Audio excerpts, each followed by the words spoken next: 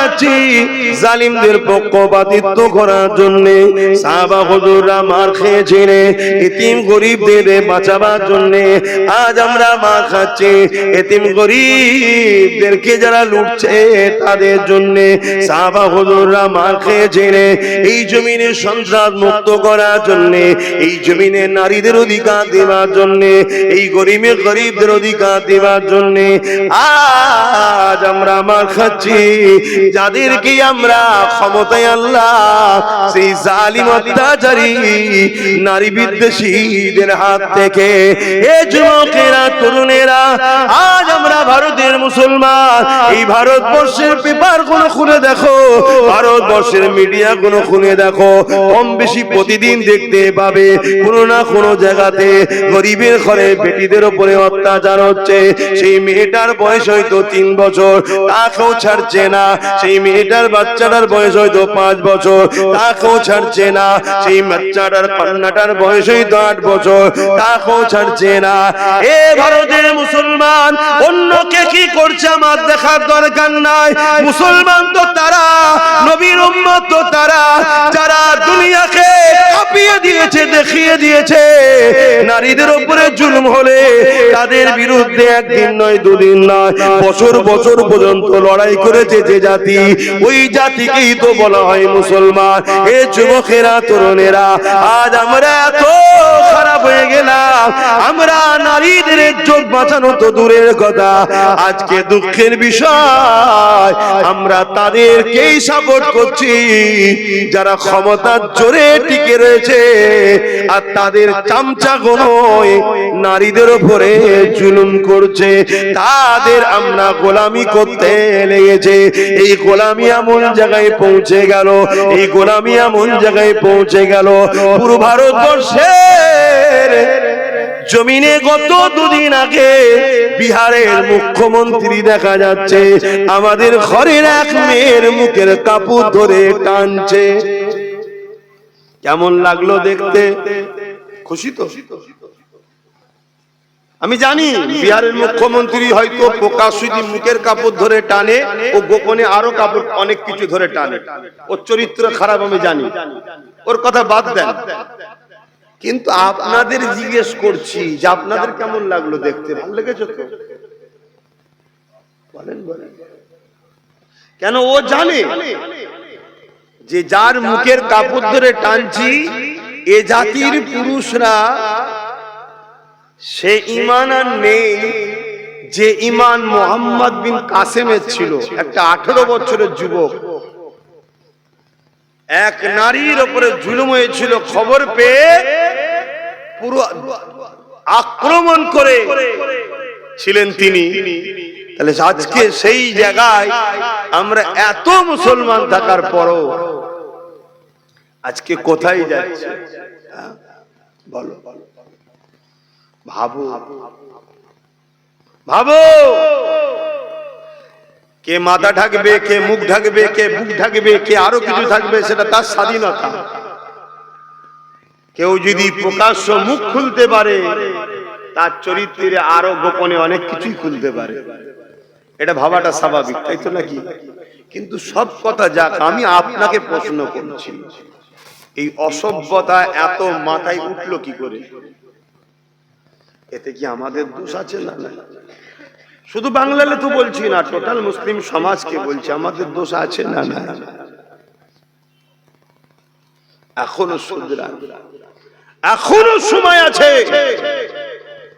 লাভ লসের রঙ্ক করে করে করে করে করে করে করে করেই তো জিন্দেগি শেষ করে দিলেন।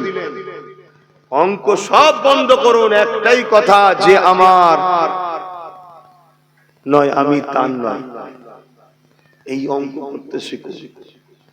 সব সবার ঘর গুছিয়ে নিচ্ছে আর তুমি শুধু সবার ঘরের কাজ করে বেড়াচ্ছ। সবাই সবার ঘর গুছিয়ে নিচ্ছে আর তুমি শুধু পরের ঘরে ঝাঁট দিয়ে বেড়াচ্ছ।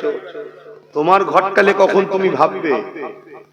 আমি বলবো না অন্যদের মতো জোর ঘর ভাঙো, ওর মেয়েটিকে তুলে নিয়ে আসো, যেমন বলছে, দেখছেন তো নাকি প্রকাশ্য মিডিয়াতে বলছে মুসলমানদের 10টা মেয়েকে তুলে নিয়ে আসতে পারলেই চাকরি পাবে। দেখেছেন আপনারা এই ভিডিওটা? কেউ মোবাইলগুলো নিয়ে কি করেন একটু দেখুন। যেমন উত্তরপ্রদেশের যে মুখ্যমন্ত্রী, এখন আমার দেশের জন্য এগুলো বলতেও লজ্জা লাগে, যে একটা সময় বলেছিল মুসলমানদের মেয়েদের কবর থেকে তুলে রেপ করা হবে, জানেন তো, দেখেছিলেন এই কথা বলছিলেন। তাহলে এত বড় একটা কুখ্যাত সমাজ বিরোধী নোংরা মাইন্ডের লোক, সংবিধান বিরোধী লোক, সে একটা বড় রাজ্যের মুখ্যমন্ত্রী হয়ে যাচ্ছে। এখনো তোমার আমার খেয়াল নাই যে দেশ কোন গতিতে যাচ্ছে।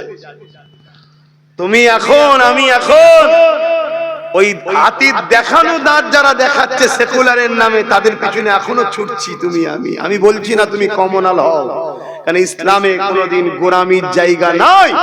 কিন্তু তার মানে এটা নয় যে আমি এমন একজনের উপরে ভরসা করছি যারই আপনজন, যারই ভাইয়েরা, তাদেরই উত্তরসূরিরা আজকে এত বড় বড় ইসলাম বিদ্বেষী নারী ঘটিত বা মুসলমানদের উপর আঘাত করছে, তারই ঘরের লোকের উপর আমি ভরসা করে বসে আছি।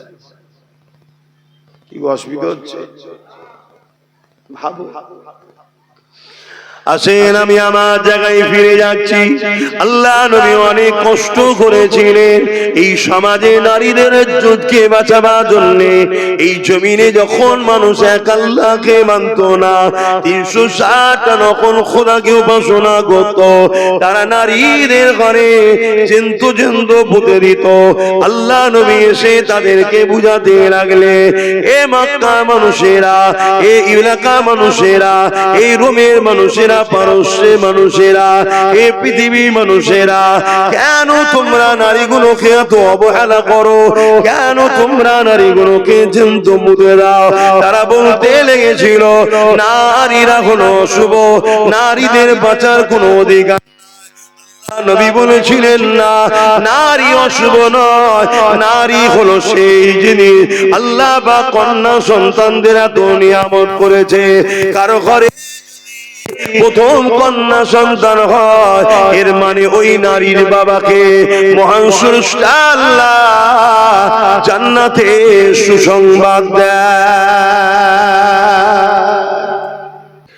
জানেরা না তরুণেরা, এ নবী পাকের প্রেমিকেরা, আল্লাহ পাক আমাদেরকে যে জন্য বানালে সেই কাজ যখন আমরা করছি না, আল্লাহ পাক তখন আমাদের উপর থেকে রহমতকে উঠিয়ে নিলেন। এই রহমত যখন উঠে গেল, শান্তি আজ আমাদের সংসারে নাই, শান্তি আজ আমাদের কারবারে নাই, শান্তি আজ আমাদের জীবনে নাই। এ না জওয়ানেরা, প্রতিটা মানুষ আজ বিমারগ্রস্ত হয়ে যাচ্ছে, প্রতিটা মানুষ আজকে ডিপ্রেশনের মধ্যে রয়েছে, প্রতিটা মানুষ আজকে দুনিয়ায় পেরেশানের মধ্যে রয়েছে। এর কারণ একটা, আল্লাহর রহমত আমাদের উপর থেকে উঠে যাচ্ছে। কেন উঠে যাচ্ছে? আমরা রাসূলুল্লাহ দাবি করি, কিন্তু রাসূলুল্লাহর প্রকৃত দাবি কারা করে? প্রকৃত রাসূলুল্লাহর প্রেমিক কারা হয়েছে? কারা নবী পাকের প্রকৃত প্রেমিক? আল্লাহ নবী জানিয়ে দিলেন, মান আহাব্বা সুন্নতি, যারা আমার সুন্নাতকে ভালোবাসলো, ফাকাদ আহাব্বানি, তারা আমি রাসূল আমাকে ভালোবাসলো। তাহলে নবীর প্রকৃত প্রেমিক তারা যারা রাসূলুল্লাহ সুন্নাতকে ভালোবাসে, যারা রাসূলুল্লাহ সুন্নাতকে ভালোবাসলো, যারা রাসূলুল্লাহকে প্রকৃত ভালোবাসলো, যারা রাসূলুল্লাহকে ভালোবাসলো, কানা মাই ফিল জান্নাত। আল্লাহ নবী জানিয়ে দিল, আমার ওই প্রেমিকটা আমি রাসূলুল্লাহ আমার সঙ্গে জান্নাতে যাবে।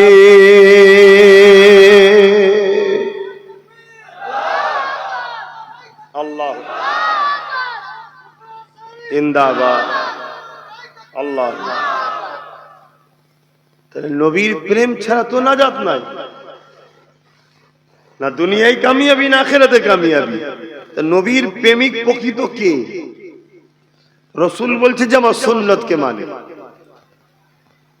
নামাজ আল্লাহর হুকুম, কিন্তু এটা রাসূলুল্লাহ সুন্নত।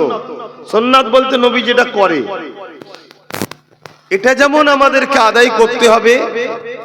নামাজ পড়লে ব্যক্তি জীবন কল্যাণ হবে, কিন্তু নামাজ আমি পড়াতে সমাজের কোনো উপকার নাই।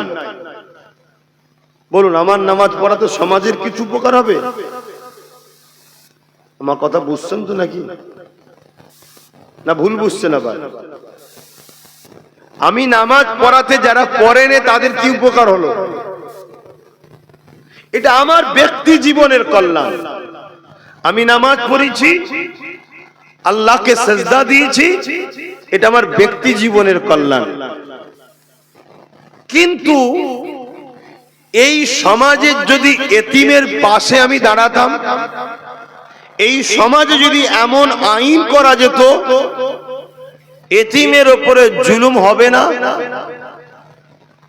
এই সমাজে যদি এমন ব্যবস্থা করা যেত এতিমকে গভর্নমেন্ট সম্পূর্ণ ফ্রি পড়াশোনা করিয়ে তার থাকা খাওয়ার সম্পূর্ণ দায়িত্ব গভর্নমেন্টের, সে এতিম মুসলমান ঘরের হোক আর হিন্দু ঘরের হোক, সে এতিম মুসলমান হিন্দু আদিবাসী দলিত যেই হোক, এতিম যে হবে, অনাথ যে হবে, যার বাপ মা নেই, সেই সন্তানকে গভর্নমেন্ট সম্পূর্ণ খরচ দিয়ে তাকে পড়াবে, তার থাকা খাওয়ার দায়িত্ব গভর্নমেন্ট।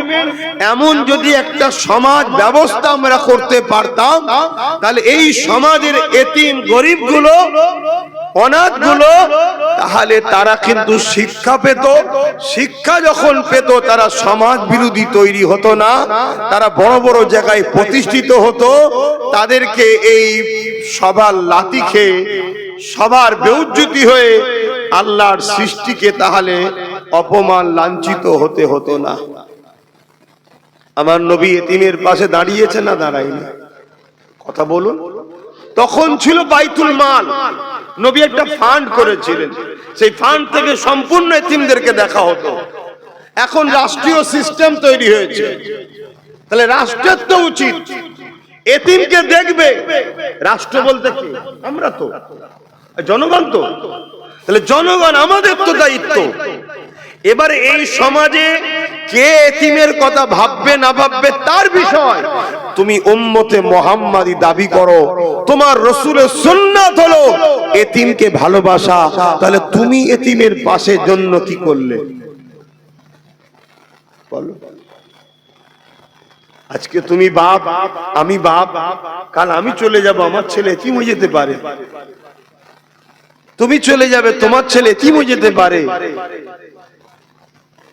এতিমের পাশে কেউ দাঁড়ায় না। অথচ নবী আমার জানালেন, এ যুবকেরা, তরুণেরা, বাপেরা, আল্লাহ নবী জানিয়ে দিলেন যে এতিমের মাথায় হাত বোলালো সে আমি রাসূলুল্লাহ, আমার মাথা দিয়ে হাত বোলালো। যে এতিমকে খানা দিল সে আমি রাসূলুল্লাহ, আমাকে খানা দিল। যে এতিমের পরনার কাপড় দিল সে যেন আমি মুহাম্মদ রাসূল, আমাকে কাপড় দিল। আমি রাসূলুল্লাহ জানিয়ে দিয়ে যায় যে এতিমের পিপাসা মিটাবে আমি রাসূলুল্লাহ কিয়ামতের দিনে, যেদিন আবে কৌসার ছাড়া অন্য কোনো পানি থাকবে না, পিপাসাতে কলিজা খানা ফেটে যাবে মানুষের। ওই কঠিন দিনেতে আমি রাসূলুল্লাহ এতিমদের যে পানি পান করাবে, ওই দিন আমি নবী তাদের পানি পান করাবো।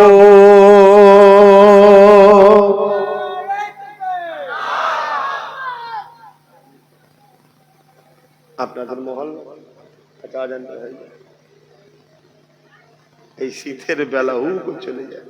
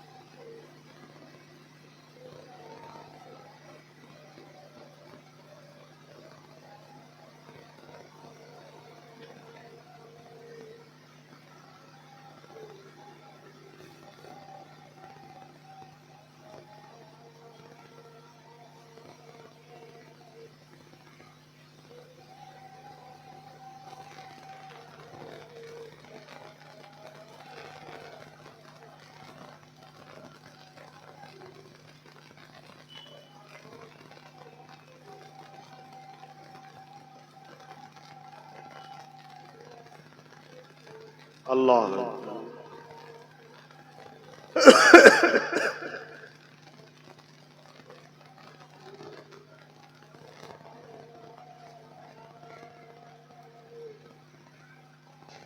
আল্লাহ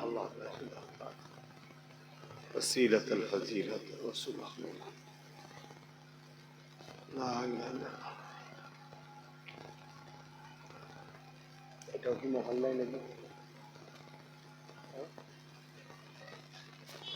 আচ্ছা ঠিক আছে, হয়ে যাবে।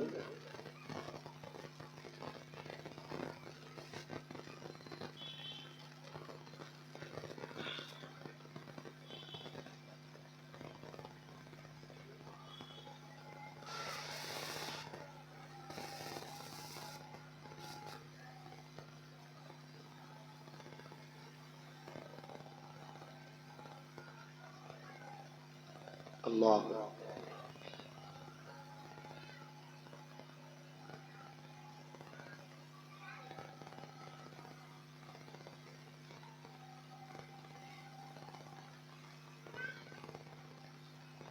আল্লাহ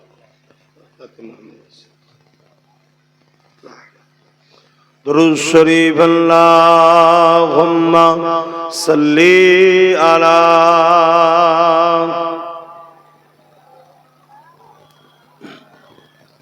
ওয়ালা আলি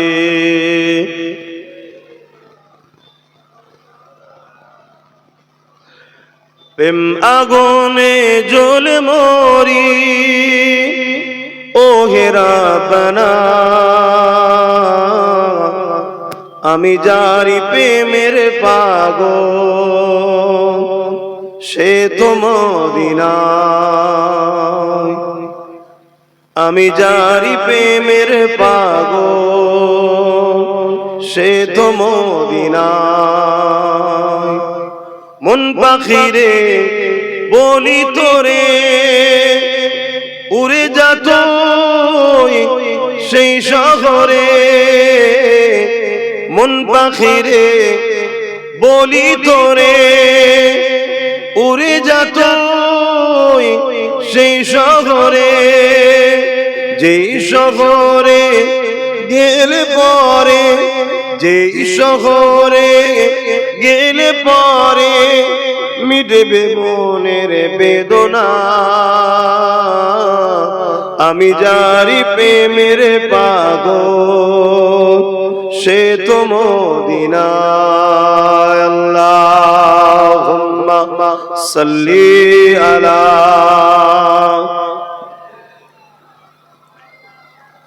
ওয়ালা আলি সাইয়্যিদিনা। আমার নওজওয়ানেরা, তরুণীরা, যুবকেরা, আল্লাহ নবী নূহ নবী দোয়া নবী জানিয়ে দিলে এ দুনিয়া মানুষেরা আমি রাসূলুল্লাহকে মহব্বত তারা করে যারা আমি নবী আমার সুন্নাতকে মানে, সুন্নাতকে ভালোবাসে। এ নওজওয়ানেরা, এ আমার নবী পাকে প্রেমিকেরা, এ দুনিয়া দুদিনের আজ আছো কাল নাই, আমার রাসূলুল্লাহর গোলাম হয়ে যাও। রাসূল যা করেছে করো, নবী যা ছাড়তে বলেছে ছেড়ে দাও, তবেই তো তুমি দুনিয়া আখিরাতে কামিয়াবি হয়ে যাবে। হ্যাঁ, আল্লাহর রাস্তায় চলাটা হয়তো বড় কঠিন, কিন্তু মনে রাখবে কিছুদিন পর আল্লাহ যখন তোমাকে পরীক্ষাটা নিয়ে নেবে, তোমাকে আল্লাহ সাহায্য করা শুরু করে দেবে, সেখানে তোমার আর কোনোদিন দুনিয়া আখিরাতে কষ্ট থাকবে না। আল্লাহ পাকের রাস্তায় যখন কোনো বান্দা বান্দি চলতে থাকে, এই চলাটা শুরু হয় কাঁটার উপর দিয়ে, কিন্তু কিছু দূর যাবার পরে শান্তি আর শান্তি ফুলের উপর দিয়ে শুরু হবে। আর শয়তানি রাস্তা শুরুটা হয় ফুলের উপর দিয়ে, কিন্তু কিছু দূর যাওয়ার পরে এমন অন্ধকারে সে পড়ে যাবে আর কোনোদিন সে অন্ধকার থেকে বেরোতে পারবে না। দুটো রাস্তা রয়েছে, ভাবেন দুনিয়া দুদিনে, কিন্তু আজ আমরা সহজে ইসলামকে পেয়েছি, তাই ইসলামের উপরে আমাদের অতটা গুরুত্ব নাই। এ আমার নওজোয়ান তরুণেরা, অথচ আল্লাহ নবী কতটা কষ্ট করেছে এই ইসলামের জন্য, সাহাবা হুজুররা কতটা কষ্ট করেছে এই জমিন থেকে সন্ত্রাসকে মুক্ত করার জন্য, এই জমিনকে অন্যায়কে মুক্ত করার জন্য, এই জমিনে মায়ের জাতের সম্মান দেওয়ার জন্য। আল্লাহ নবীর সাহাবাদের উপরে কত জুলুম হয়েছে ইতিহাসে পাতা সাক্ষী দেয়। আমার নবী পাকের পাশে সাহাবারা সাথ দিয়েছিল বলে, আমার নবী পাকের মিশনে সাথ দিয়েছিল বলে, আমার নবী পাকের ডাকে সাহাবারা সাথ দিয়েছিলেন বলে, ওই সাহাবা হুজুরদিগকে তৎকালীন জালিম যারা ক্ষমতাশালী ছিল তারা এমন করে সাহাবাদেরকে জোর করে ধরে মরুভূমির গরম বালির উপরে শুইয়ে দিয়ে তাদের বুকের উপরে ভারী পাথর পর্যন্ত চাপিয়ে দিয়েছে, তাদের বুকের উপরে ভারী পাথর দিয়েছে। ওই পাথরের চাপে তারা নিঃশ্বাস নিতে পারছিল না। এদিকে তলা থেকে গরম মরুভূমির বালিতে পিঠে চামড়া পর্যন্ত পুড়ে যেতে লেগেছে। এই অবস্থাতে সাহাবা হুজুরদেরকে জেল বলা হতে লেগেছে, এ মুহাম্মাদের অনুসারীরা, মুহাম্মদ রাসূলকে ছেড়ে দাও, মুহাম্মদ রাসূলের দল থেকে সরে আসো, মুহাম্মদ রাসূলের থেকে দূরে সরে যাও, নচেত তোমাদেরকে জানে মেরে দেওয়া হবে। তারা একটাই কথা বলেছিল, আমরা আমাদের জীবন দিয়ে দিতে রাজি আছি, আল্লাহ ও রাসূলকে ছাড়তে রাজি নয়। আল্লাহ আল্লাহু আকবার। আর আজকে আমরা মুসলমানদের মধ্যে লাখো কোটি মুসলমান আছে যাদেরকে কোনো চাপ দেওয়া হয় না, শুধু সামান্য কিছু ভিক্ষার কিছু ছোট ছোট পদ দেওয়া হয়েছে। আল্লাহর মসজিদ, মাদ্রাসা, কোরআন, ওয়াকাফকে ছেড়ে দিতে এরা রাজি আছে, কিন্তু দুনিয়ার মসজিদ, মাদ্রাসা, ওয়াকাফের দুশমনদের ছাড়তে এরা রাজি নাই। এরা মুসলমান আছে না? না বলুন। তাহলে আমি প্রথমেই বললাম যে সব মুসলমান ইমানদার নয়।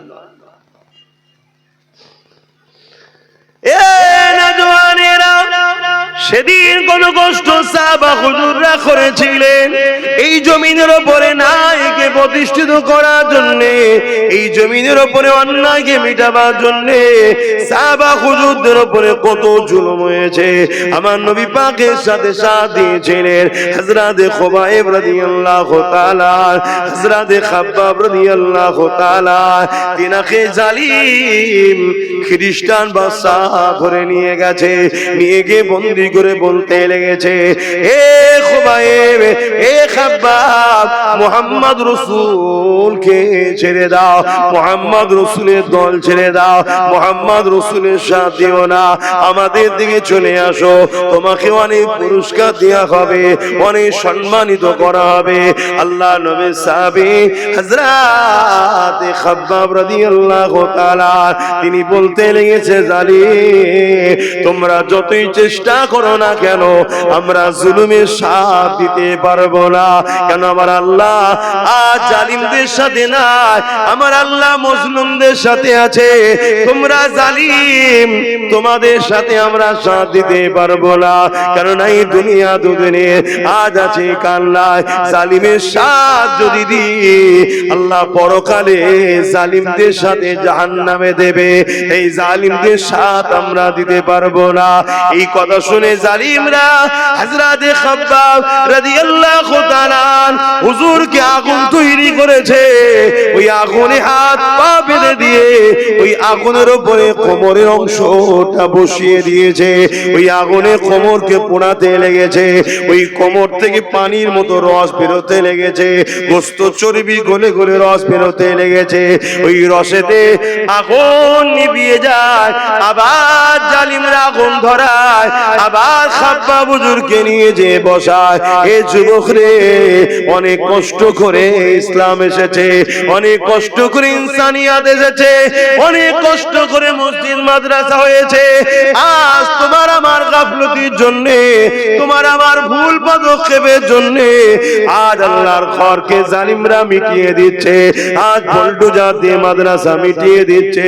মনে রেখে দিও, আমার আল্লাহ পাক ওই মসজিদের মুখাপেক্ষী নয়, আমার রাসূলুল্লাহ মাদ্রাসার মুখাবেকি নয়, হ্যাঁ মসজিদ আল্লাহর ঘর, মাদ্রাসা নবীর ঘর, কিন্তু মসজিদ চলে গেলে আল্লাহ পাকের কিছু হারাবার নাই, মাদ্রাসা চলে গেলে আল্লাহ পাকের রাসূলের কিছু কমে যাওয়ার ব্যাপার নয়। কিন্তু তুমি আমি পরকালে কোন মুখে আল্লাহর জান্নাতের আশা করব? জমিনে যখন আমার মসজিদ চলে যাচ্ছিল তখন তোরা আমার মসজিদের জন্য কি করেছি বল? এটাই তো তোমার ঈমানের পরীক্ষা।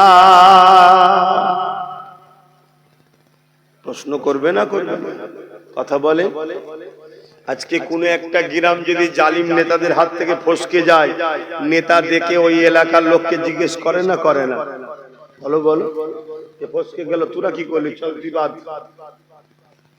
দুনিয়াদারি মামলায় যদি তারা এটা কথা বলতে পারে, অথচ কোন নেতা আমাদেরকে বানায়নি, আর যিনি আমাদেরকে বানিয়েছে, দুটো হাত দিল, দুটো পা দিল, চোখ দিল, কান দিল, জবানে কথা দিল, সে আল্লাহ তো জিজ্ঞেস করেছে, হারা আমার ঘর চলে গেল, আমার মসজিদের আমার মাদ্রাসার উপর দুশ্মনী হলো জালিমরা, তোরা কি করলি? কি জিজ্ঞেস করবে না করে? কি মনে হচ্ছে আপনাদের? আপনাদের কি মনে হচ্ছে বলে? যদি মনে হয় না জিজ্ঞেস করবে না, তাহলে আমার থেকে কত আজ করে কি লাভ?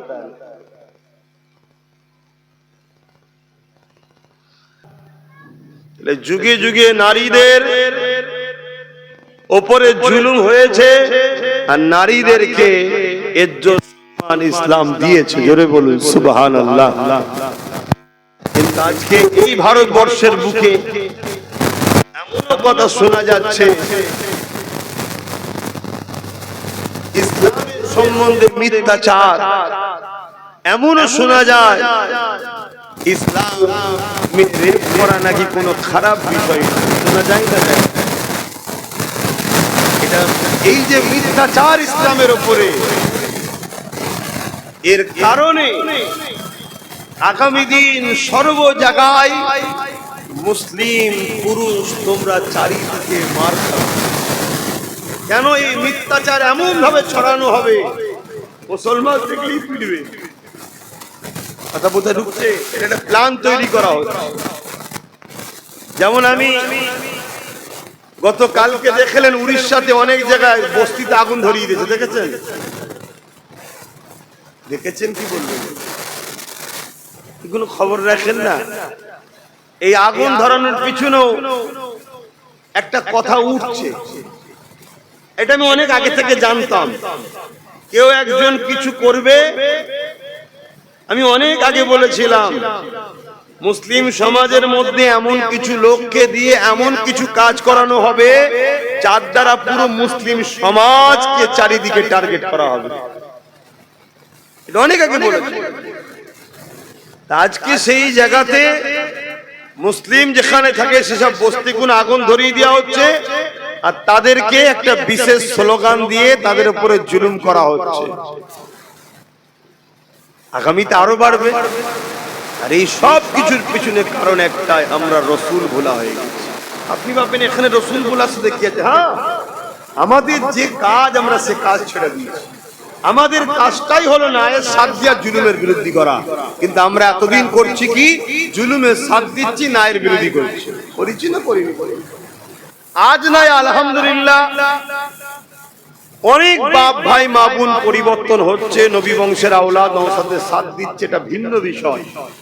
কিন্তু আমরা এই পাপের মধ্যে অন্যায়ের বিরুদ্ধে জড়িয়েছি না জড়াই? আজ নাই নতুন করে মানুষ চেঞ্জ হচ্ছে। তবে হ্যাঁ, এটা বলতে পারি এখনো আল্লাহর পক্ষ থেকে মার শুরু হয়ে যায়নি। এখনো সময় আছে তওবা আমাদের করে নেওয়া দরকার। এখনো টাইম আছে ফিরে আসা দরকার। এখনো টাইম আছে পরিবর্তন হওয়া দরকার।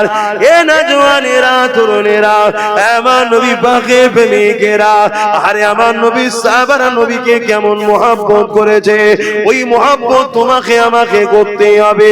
রাসূলুল্লাহ সাথ দেওয়ার জন্য সাহাবা হুজুরকে নিয়ে গিয়ে শুলিতে চাপিয়ে চাপিয়ে এক এক করে শহীদ করে দিয়েছে।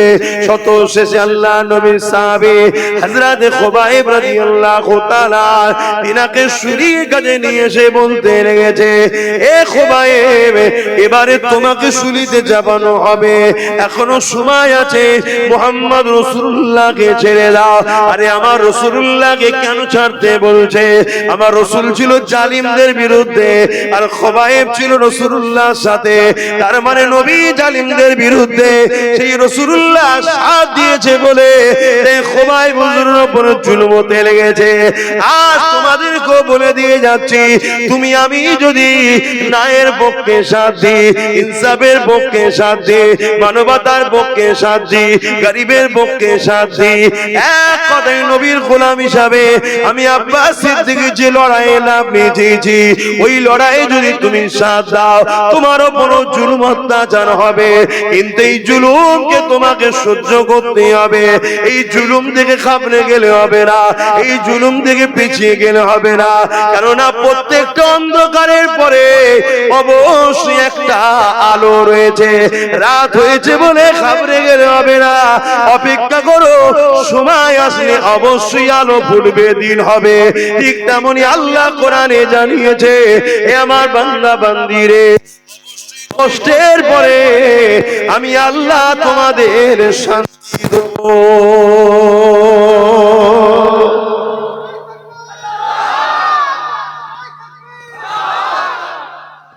তার জন্য তো মজবুত হয়ে দাঁড়াতে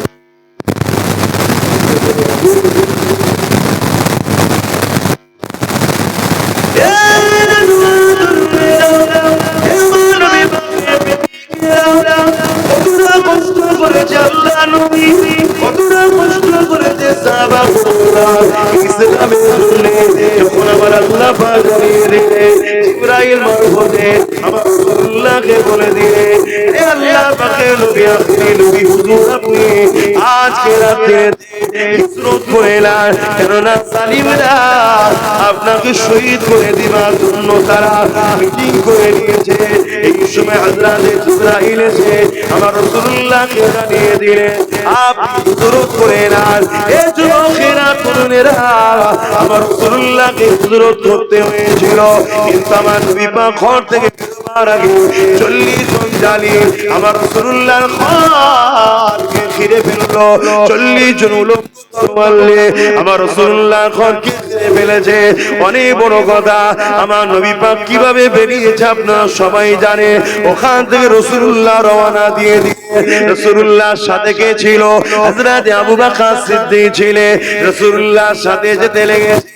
এরকম সমান রাস্তা নয়, পাহাড় আর পাহাড়, পাহাড় আর পাহাড়, একটার পর একটা পাহাড় কি উঠতে করে করে রাসূলুল্লাহ আর সিদ্দিক আকবর যেতে লেগেছে। এতটা কষ্ট কেন করতে হয়েছে?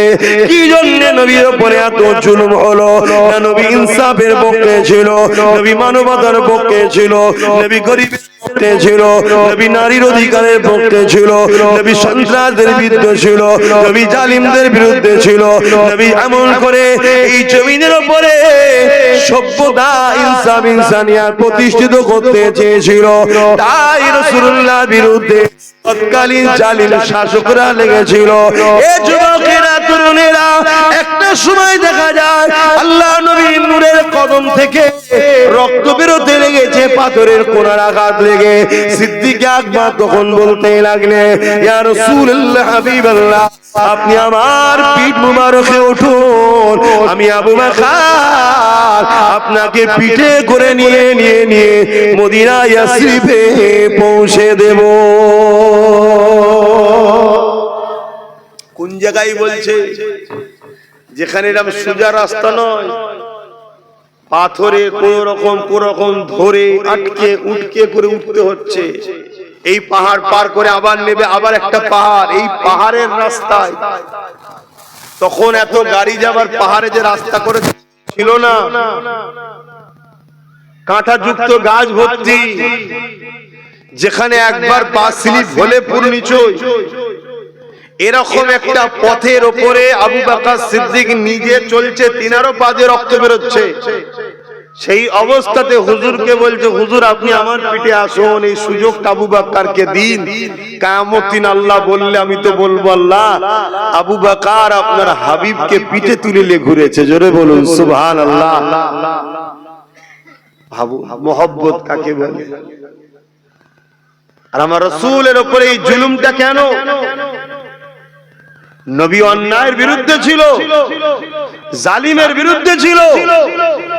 আমি আপনাকে আবার একবার বলছি, প্রকৃত প্রেমিক তো সে যে নবীর সুন্নাতকে মানে। অনেকে আছে মুখে দাড়ি রেখেছে, কেন রেখেছেন? না নবীর সুন্নাত। মাথায় টুপি দিয়েছেন, কেন? নবীর সুন্নাত। ভালো কথা, ভালো কথা। যেমন আমাদেরকে বলা হয় যে ফরজ ছেড়ে দিয়ে সুন্নত ওয়াজিব এই নফল নিয়ে টানাটানি করছো, বলে না? বলে না কেন? নফলটাও ভালো কাজ, কিন্তু ফরজটা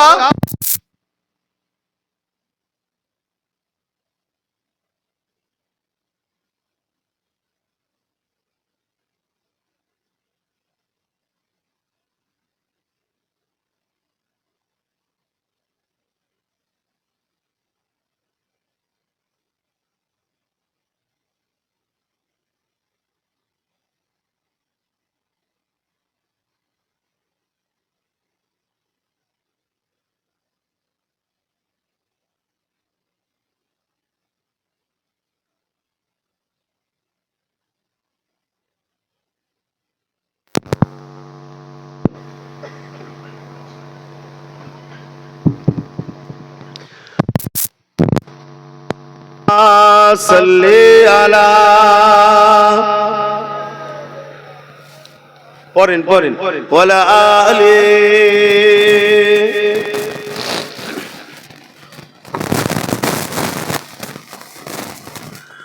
যাদের হৃদয়ে আছে আল্লাহর ভয়,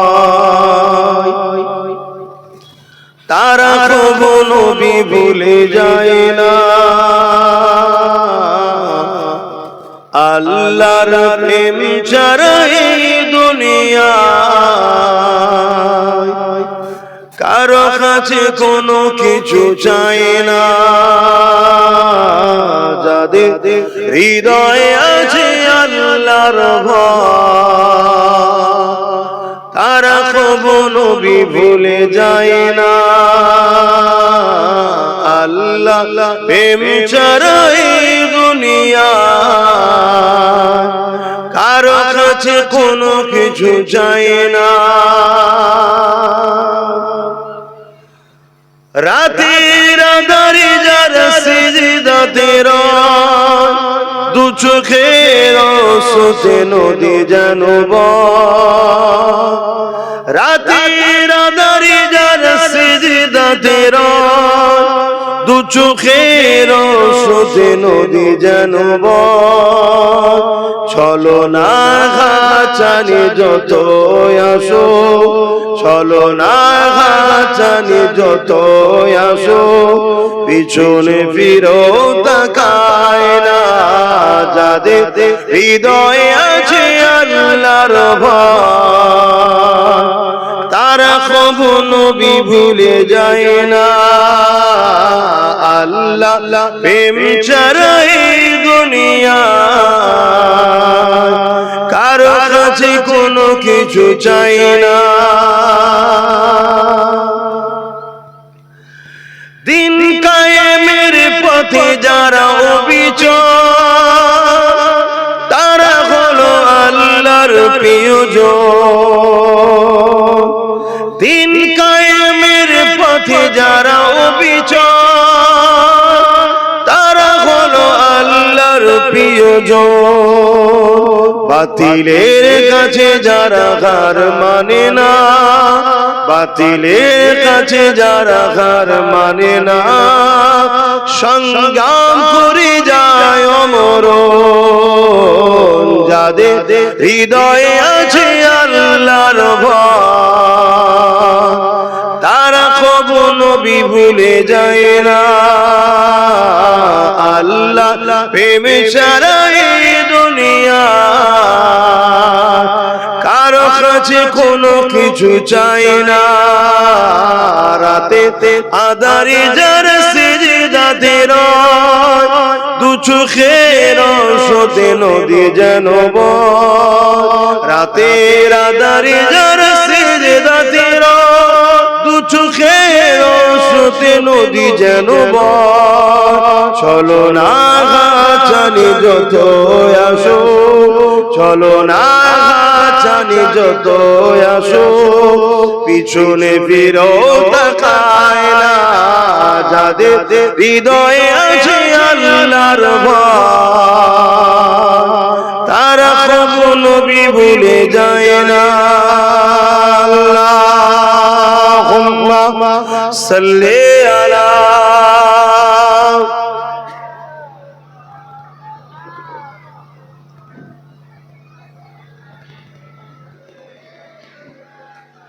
আমার আব্বা জানেরা, ভাইরা, মায়েরা, বোনেরা, আমি আবার বলছি, আমার দেশের বর্ডার সিকিউরিটি নিরাপদের জন্য বর্ডারে বিএসএফ আছে না নাই?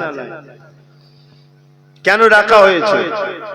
যাতে বাইরের শক্তি আমার দেশের উপরে হামলা না করে, বা দেশের কোনো মধ্যে কেউ গাদ্দার বা দেশের মাল ইদিক উদিক সরকারি আইন ছাড়া অবৈধভাবে কেউ যেন লেনদেন না করতে পারে, দেশের ক্ষতি না হয়।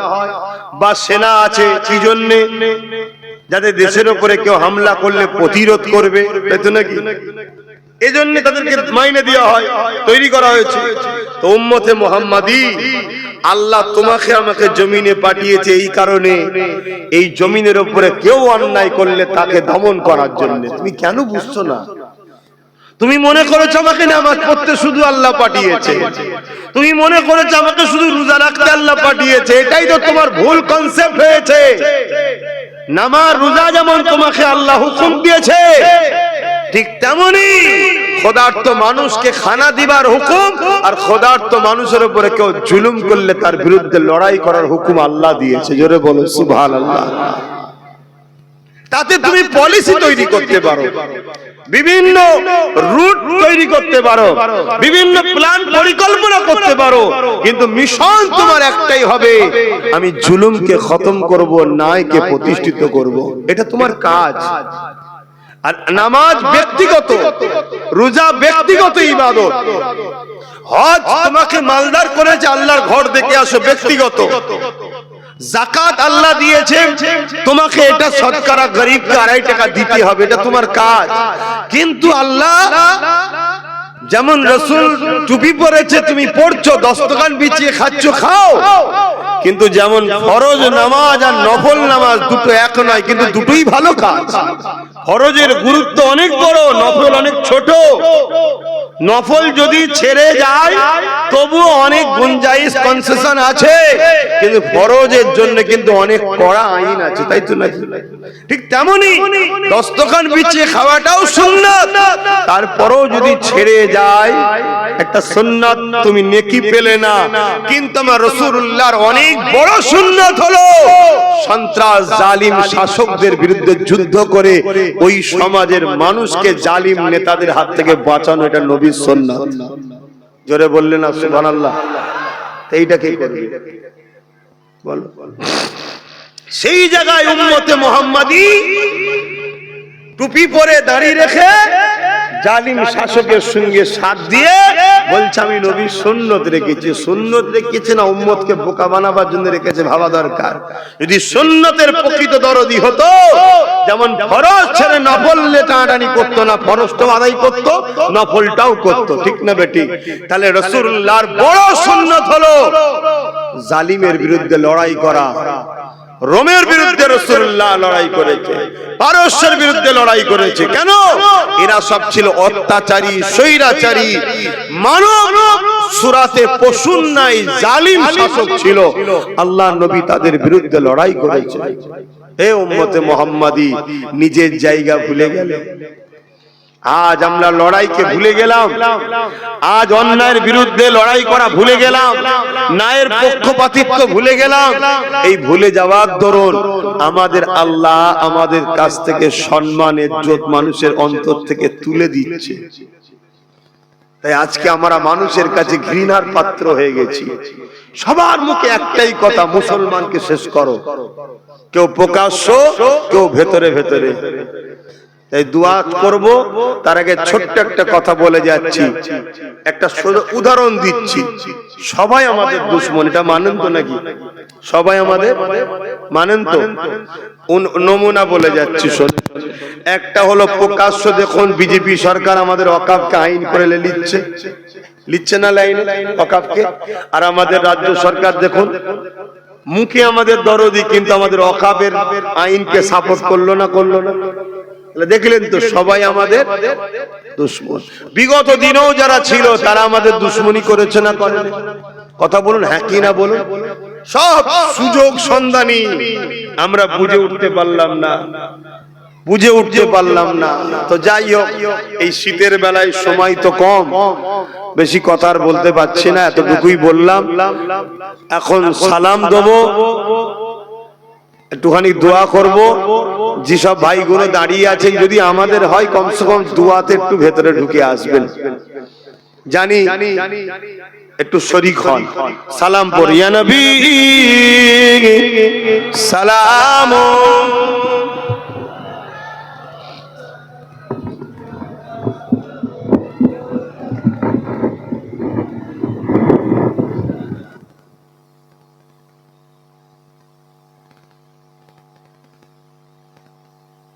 সরে সরে আসেন, ভাইগুলোকে একটু আসতে দেন।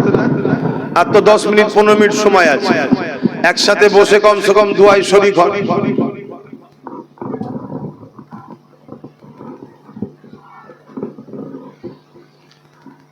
ফাঁকা জায়গা হয়ে আছে কেন? সরে সরে আসেন, এক্ষুনি তো শেষ হয়ে যাবে। কমসে কম দোয়াটা সবাই এক জায়গায় বসে চাইবে। তাহলে আল বদরু আলাইনা মিন শানিয়াতিল ওয়াদাই ওয়াজাবা আলাইনা মাদালা আহিদাই ইয়া নবী সালাম ইয়া রাসূল ইয়া হাবিব সালাম।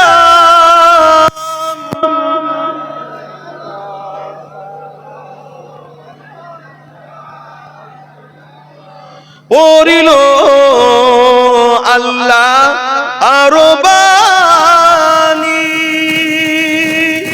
পোহালো দুঃখে এ রজনী, হইল জগৎ অনুরানী, আমিনার নয়নের মনি, ইয়া নবী সালাম ইয়া রাসূল ইয়া হাবিব সালাম।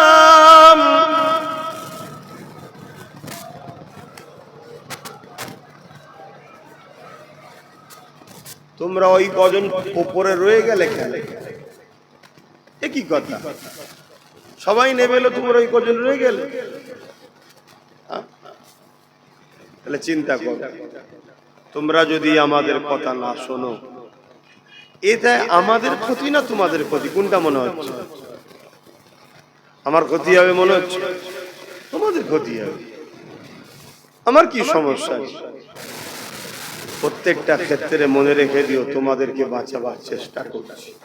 কেন চেষ্টা করছি? আমরা তোমার নবীর বংশের আওলাদ, তোমরা আমার নবীর উম্মত, তোমাদের জন্য আমার রাসূল আজও কাঁদছে, আমারও জন্য কাঁদছে। সেই নবীর উম্মতকে বাঁচাবার চেষ্টা করছি যাতে হুজুর আমার উপরে খুশি হয়, বুঝার চেষ্টা কর। সরে যেও না, সকলে গায়ে গায়ে বসে খুনি দোয়া হবে। দরুদ শরীফ আল্লাহ।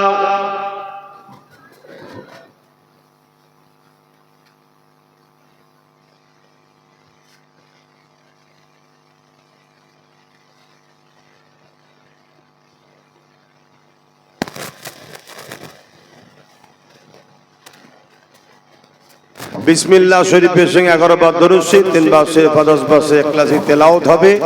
এবং পাশাপাশি একটা ছোট্ট কথা, এই মাহফিলে এসেছেন, আল্লাহ এই মাহফিলকে কবুল করেন।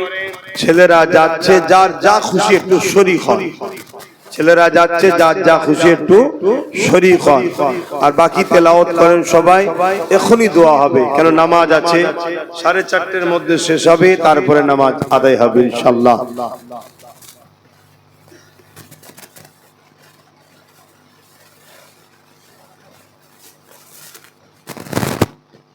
আজ আল্লাহ কবুল করে, আল্লাহ তাদের মনের আশাকে কবুল করে। বোন আল্লাহুম্মা আমিন।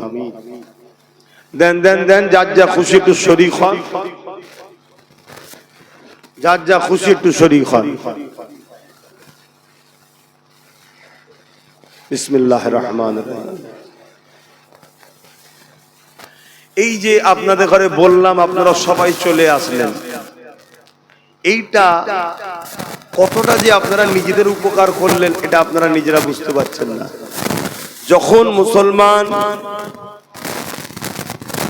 তাদের উলামাদের কথা শুনবে, তখনই জানবেন ইসলাম বিদ্বেষীরা বড় টেনশনে পড়ে যাবে। কথা বুঝছেন তো? কিন্তু এটা আপনারা সবাই তো বোঝেন না, যে দেখো ওদের উলামারা ডাকলো, সঙ্গে সঙ্গে চলে গেল। এই জিনিসটা জালিমদের ঘরে কিন্তু ঘাবড়ায়, ভয় খাওয়ায়। কিন্তু আমার ভাইয়েরা তো অনেকে বোঝে না, তারা মনে করে দৌড় বাবু ডাকছে, ডাকুকে যাকতো, যা বলছে বলুককে যাকতো। কথা বুঝে আসছে? দেখো ভাই, একই কথা বারবার বলছি, তোমরা বিরক্ত হচ্ছ কি জানি না, তবে কিন্তু আকাশে খুব কালো মেঘলা উঠেছে। বুঝার যদি হও বুঝে লাও। এই কথাকে সামনে রেখে আমি ছোট্ট 2-3টে কথা প্রশ্ন করবে, একটু উত্তর দেবেন। কেউ মসজিদ ভাঙছে, মাদ্রাসা ভাঙছে, কবরস্থান ঈদগাহকে ভাঙছে, তার যদি তুমি সাথ দাও, তুমি কি মসজিদ মাদ্রাসা কবরস্থান ঈদগাহ দুশ্মন না বন্ধু? জোরে বলো। আর যে মসজিদ মাদ্রাসার দুশ্মন হয় তার মধ্যে ঈমান থাকে? দ্বিতীয় নম্বর কথা, তোমার বাপ দাদুর কবর কেউ বাঁচাতে চাইছে, কেউ বিক্রি করে দিতে চাইছে। যে বাঁচাতে চাইছে সে তোমার দুশ্মন, না যে বিক্রি করে দিতে চাইছে সে দুশ্মন? তাহলে তুমি তো এতটুকু বোঝো যে কে দুশ্মন কে আপন। তাহলে দুশ্মনের সাথ দিয়ে নিজের মুরব্বীদের কবরগুলোর উপরে সিনেমা হল, মদের আড্ডা, বার, থিয়েটার হল তৈরি করো না। নিশ্চয়ই আপনারা জানেন এই কথাটা সর্ব জায়গায় আমি বলি, কেন এটা আমার ইমানি দায়িত্ব বলার। একবার না 1 কোটি বার যদি আল্লাহ বলার সুযোগ দেয় 1 কোটি বার বলবো।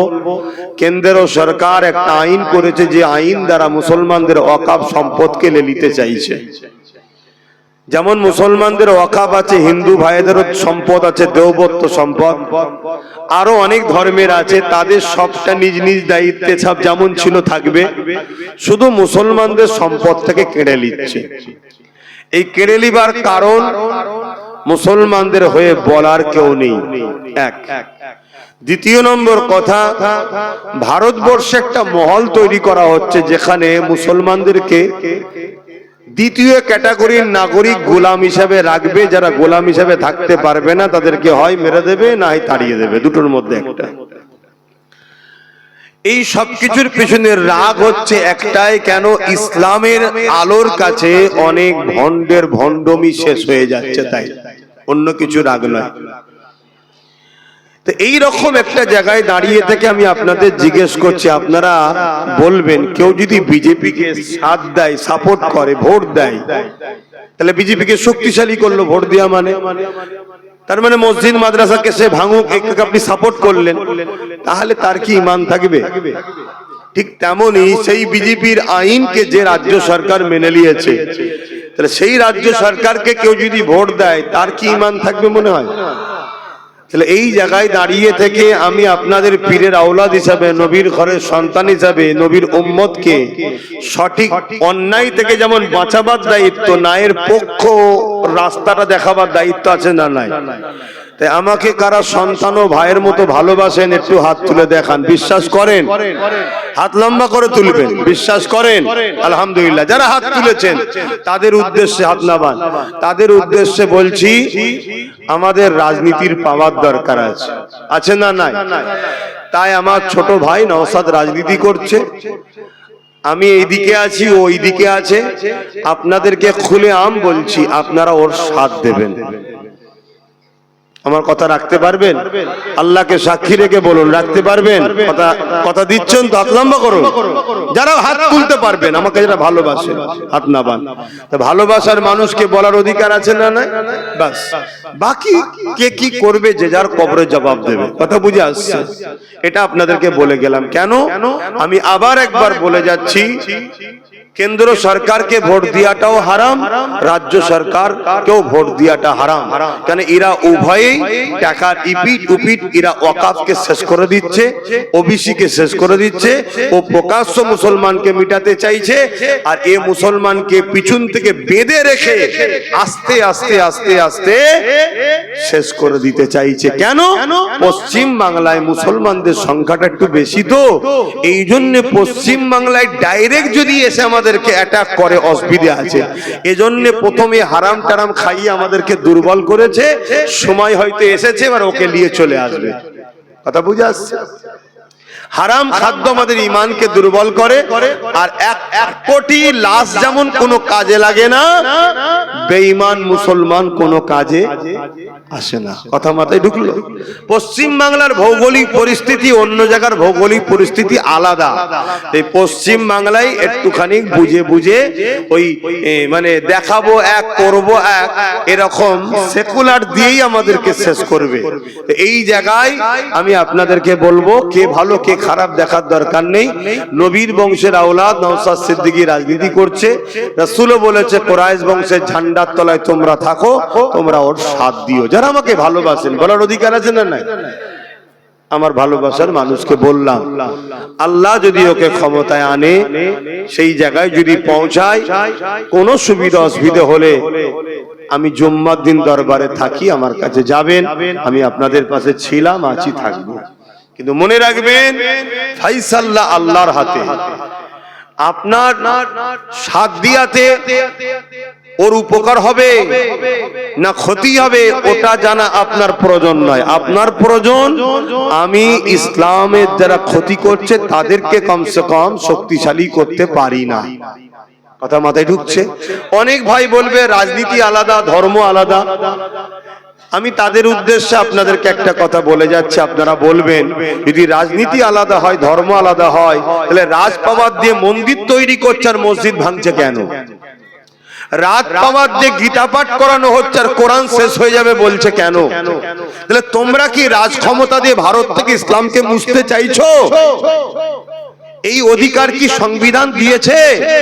আমরা গীতা পড়বে কি পড়বে না, আমি পক্ষও নাই বিরুদ্ধও নাই, সেটা তার পছন্দের কাছে, কিন্তু কোরআনটা তো আমার পছন্দ। আমার কোরআন শেষ হয়ে যাবে এটা আপনি বলছেন কেন? মন্দির থাকবে কি থাকবে না সেটা তাদের পছন্দের ব্যাপার, তাদের ব্যাপার, আমি পক্ষও নাই বিরুদ্ধও নয়, কিন্তু মসজিদটা তো আমার পছন্দ। তুমি রাজকোষের টাকা, যেটা আমাদেরও অর্থ আছে, ট্যাক্সের টাকায় অর্থ আছে না নাই? জগন্নাথ মন্দির করলে এটা কি সরকারের কাজ?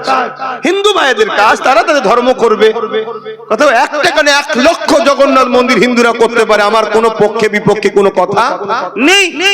কিন্তু আমি যে ট্যাক্স দিয়েছি, আমার ট্যাক্সের টাকা তো তুমি দীঘায় মন্দির করলে, তারপরেও চলো তর্ক ঝগড়ায় যাচ্ছি না, উপরন্ত রাজার হাটে আমার মসজিদের জায়গা তুমি জোর করে হিটকোকে দিয়ে দিচ্ছ কেন? তাহলে তোমাদের লক্ষ্য ওটাই, যে লক্ষ্যটা বিজেপি ভারত থেকে ইসলামকে মুক্ত করতে চাইছে, যেটা আরএসএস এর এজেন্ডা। আর তুমিও বলেছিলে আরএসএস ভালো বিজেপি খারাপ, মনে পড়ছে তো নাকি? এবারে এই কথাগুলো তোমরা শুনে নেবে কি না নেবে আবার বলছি তোমাদের ব্যাপার, কিন্তু আমার বলা দায়িত্ব আছে না? না আমি বলবো। এবার এই বলতে কি যদি আমার বাধাই কেউ আসে, তার সাথে প্রয়োজন আমি যুদ্ধ করতেও রাজি আছি, ওপেন কথা বলে যাচ্ছি। আমাকে ইজাজত দিয়েছে, আমার সংবিধান আমাকে রাইট দিয়েছে, এর বিরুদ্ধে যে দাঁড়াবে সে মোদি হোক আর দিদি হোক, কোনো বেটাকে ছাড়বো না, তার বিরুদ্ধে লড়াই করব। কথা মাথায় ঢুকলো? তাহলে এই জায়গায় আমার সাথে এই বুঝানোর পরে 10 জন হলেও তো সাথ দিতে পারে। 20 হতে পারে তো, 20টা একদিন 1 লাখ হতে পারে তো, 1 লাখটা একদিন 10 লাখ, 10 লাখটা একদিন 1 কোটি হতে পারে না? পারে না? একদিন বিপ্লব অবশ্যই ঘটতে পারে, কারণ ইতিহাস তো এইভাবেই ঘটে। তাই আমি আরো একবার বলছি, আমাকে বিশ্বাস রেখে আমি যে কথা বললাম আমার ছোট ভাইকে রাজনীতির বিষয়ে, ধর্মের বিষয়ে তো আমার সাথে আপনারা আছেন, আমার আরো বাপ ভাইদের সঙ্গে আছেন, রাজনীতির বিষয়ে আপনারা নওশাদের সাথ দিতে রাজি আছেন? হাত তুলে বলুন, দিতে রাজি আছেন? আলহামদুলিল্লাহ। এবারে বলতে পারেন জলসাতে কথা বলছেন কেন? নেতারা যখন রাজনীতি ছেড়ে দিয়ে ধর্ম মিটাতে নামে ধর্মগুরুদের, তখন ধর্মের জায়গা থেকেই তো বলতে হবে। আমরা তো আমাদের তো জায়গায় এইটাই, ঠিক তো নাকি? আমাদের তো অন্য জায়গা নেই, তাহলে এই জায়গা থেকেই তো বলতে হবে। ইমাম তো মসজিদ থেকেই বলবে যে দেখো, যদি তোমরা না নিজেদের রাজ পাওয়ার তৈরি করো, যদি তোমরা 60, 70, 80, 90, 100টা নিজেরা এমএলএ না বানাতে পারো, তাহলে তোমরা শেষ হয়ে যাবে। আর তোমরা যদি 60, 70, 100টা এমএলএ বানাতে পারো, বাকি যা থাকবে 194, বাকি সব ভাগ বাটোয়ারা করে লিগে যা তোরা, তারপরে যেই সরকার করুক আমাদেরকে সাথে নিয়ে করতে হবে। আর আমরা যখন কোন সরকারের পার্টনারে থাকবো, সাথে থাকবো, আমাদেরকে কেউ মিটাতে পারবে?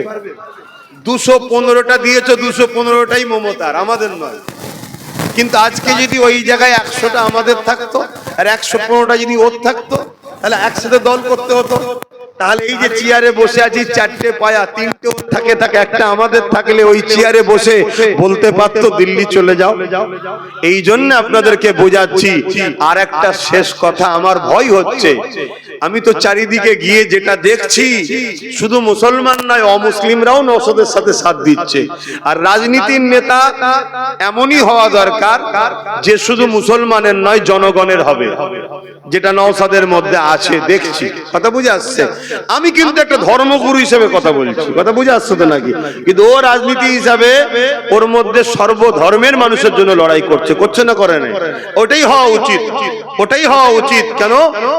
জনপ্রতিনিধি জনগণের, ধর্মগুরু ধর্মের লোকের, ঠিক না বেঠিক? হ্যাঁ, তো সেই জায়গায় আজকে অমুসলিমরাও তার সাথ দিচ্ছে। এই যে সবাই ওর সাথে ছুটছে, তো এইটা কিন্তু কেউ ভালো নজরে নিচ্ছে না, কেউ ভালো নজরে নিচ্ছে না যে একটা মুসলিম ছেলে সর্বধর্মের মানুষের নেতা হবে, এটা কিন্তু ভালো নজরে কেউ বলবেন তো লিখছে না।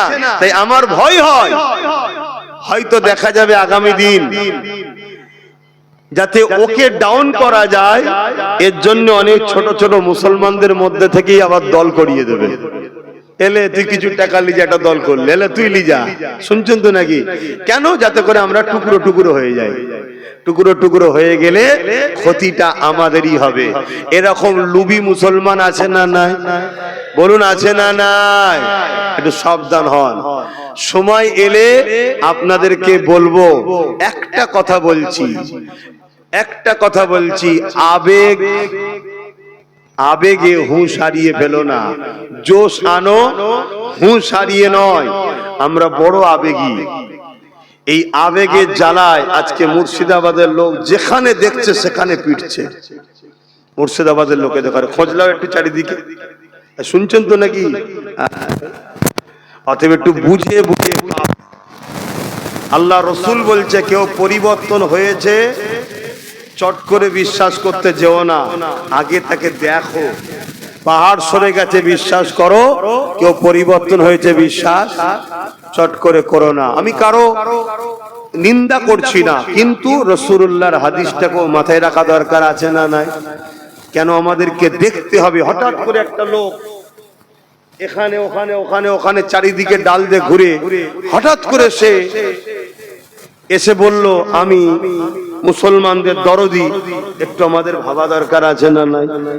আমার বক্তব্যটা এই জায়গায়, আমি তার পক্ষে বিপক্ষে কোনো কথা বলছি না, কিন্তু আমি এতটুকু বলবো, রাসূল বলছে তোমরা ভেবে দেখো, চট করে বিশ্বাস কাউকে করতে যেও না, এটা মাথায় রেখে দিও। হ্যাঁ, আমাদের যে যা লিখছে, আমাদের যে যা কাটছে সব নোট করো, আর নোট করে কোমরটাকে আগে মজবুত করো, ভিতটা ভালো করে দাও, তাহলে উপরে 10 তলা কেন 20 তলা দেওয়া যাবে, ঠিক তো নাকি? আগে কোমর ভিত মজবুত করো, করার পরে সব আবার ফিরিয়ে লিয়া যাবে। যাবে না? যাবে না। যে পাওয়ারে তুমি আমার মসজিদ নিলে, যে পাওয়ারে তুমি আমার ওয়াকফ লিচ্ছ, ওই পাওয়ার যদি আমরা দখল করতে পারি, আবার ওই মসজিদ মাদ্রাসা ওয়াকফকে ফিরানো যাবে না? যাবে না। তাহলে আগে সেই পাওয়ারটা তৈরি করো, সেই পাওয়ারটা তৈরি করার আগেই যদি হুড়োহুড়ি করতে যাও, তাহলে তো আমাকে সব সমেত তুলে ফেলে দেবে। কথা বুঝছেন? একটু বুঝে বুঝে পা ফেলো। কথায় কেউ কষ্ট পেয়েছেন, আসেন তওবা করি। বিসমিল্লাহির রহমানির রহিম। আল্লাহ তাআলা, আমি জানা ওয়া জানা, ইচ্ছা ওয়া ইচ্ছা সকল গুনাহ হইতে তওবা করিতেছি। আস্তাগফিরুল্লাহ রাব্বি মিন কুল্লি যামবি ওয়া আতুবু ইলাইহি। আশহাদু আল্লা